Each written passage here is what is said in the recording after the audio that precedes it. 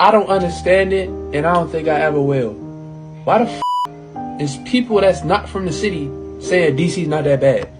Why is a nigga from Denver, Colorado saying DC's not that bad and Trump is just trying to be a dictator? Gang, DC is like Gotham City, bruh. Like, y'all do not know. Y'all out of towners, mo. Mind y'all business, bruh. 4 infants got killed in a month. This shoot is every day. Contact is every day. The city is fucking right now, bruh. And it might say it's the lowest it's ever been. That's because these is not getting caught. There's so much going on. This is a kicker coming up. Y'all don't even know, bruh. I'm really recovering from getting shot in DC, gang. So for y'all out of towners to be like DC's not that bad and this don't need to be done, y'all don't know shit, bruh. I think my favorite part about that video was the violin music in the background, or piano music, whatever it was. But the kicker is my man that got shot in DC, and his perspective was completely different from the people that ABC chose to interview. So my thought is like, okay, well, did ABC just go out there? Did they interview a lot of people and they just chose to interview the people that said that there's no violence? Or is that really truly the sentiment, the overarching sentiment? But regardless of whatever the sentiment is, let's actually talk about some real things as to whether or not this can actually happen. And so you know me, I like to do research. I want to know where things are coming from. I want to know, well, number one, can Donald Trump do this? Or President Trump do this? And number two, why is he doing this? So right now, we have to understand that there's a difference in Washington, D.C. than there is for other states as it relates to deploying the National Guard. The reason that is because Washington, D.C. doesn't have a governor like every other state does. So if you're talking about any other state, like say California, that's where I'm at, typically the governor would activate the National Guard or deploy the National Guard unless the president felt like, hey, look, no, they need to be deployed, and you have a battle going on like President Trump has with Governor Newsom, and that's, how that could all get superseded. But regardless, I digress. The point is that DC operates a lot differently than any other state. So I want to read some things to you, and in the state it says the governor controls the National Guard under Title 32. So if the president wants to take over control, he must federalize the Guard under Title 10 using the Insurrection Act of 1807. So that's how it applies to a state. But it's much different in D.C. So, for example, under the insurrection, or actually, let me go back. So in D.C. it says, since there is no governor, the president already controls the National Guard without having to invoke any insurrection act. And so he can activate the Guard directly and unilaterally under District of Columbia Code 49 through 103. But here's the biggest thing, and this is, I think, the most important part. It says the president may order the militia in case of tumult, I think I'm saying that right. If I'm not, don't criticize me, but whatever. I didn't go to school for English.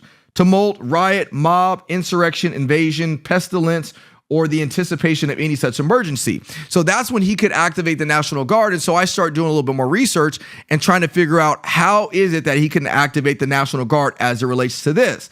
So if I had to guess, the legal justification for him activating the National Guard was in anticipation of any such emergency. It's very broad. It's written very broad for a reason. So that begs the question, where is crime at? Well, crime is up, but a lot of people will tell you that crime is down. So yes, if you look at the actual statistics in crime right now in DC, crime is down. Like nobody's going to argue that. You can go up there, look at the codes, and that's one of two reasons. Either A, they're not reporting all the crime, and I know that happens a lot across the United States, or B, what's going on is that they're trying to manipulate the numbers to show something that is actually not occurring. This is what I mean.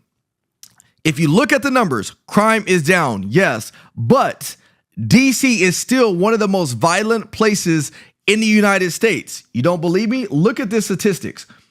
Right now in DC, you are on average about 39.5 people get killed per 100,000 people. So let's bring that into perspective.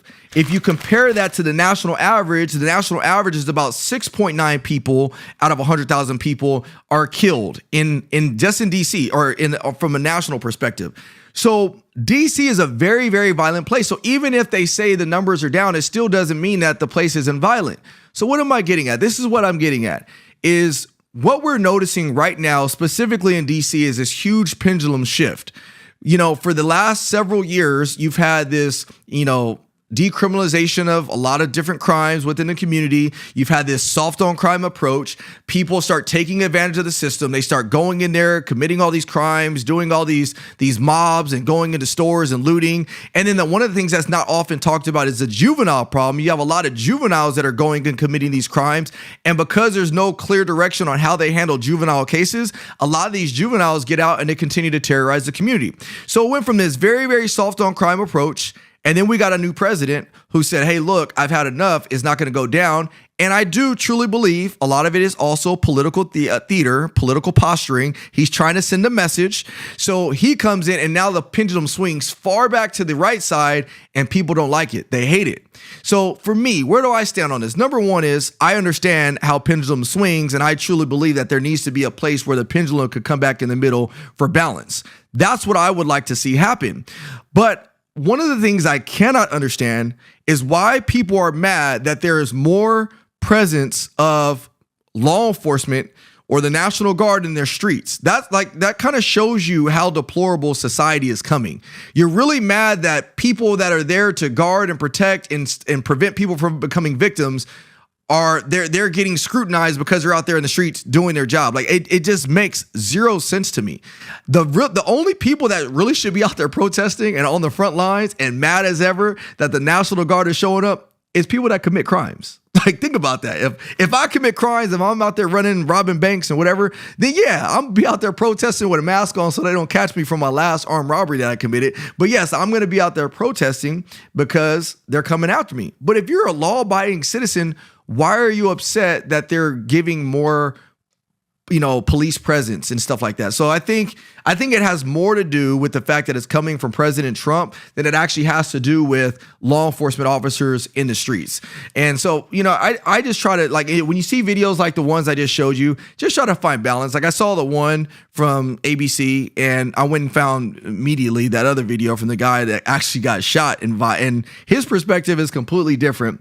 But I want to know what you guys think in the comment section below. Do you guys think that what's going on in DC is justifiable versus, it being unjustifiable for the president to deploy the National Guard? And one last point I want to bring up, because this is going to, people will ask, is how is this different from LA versus DC when President Trump activated the National Guard here in LA?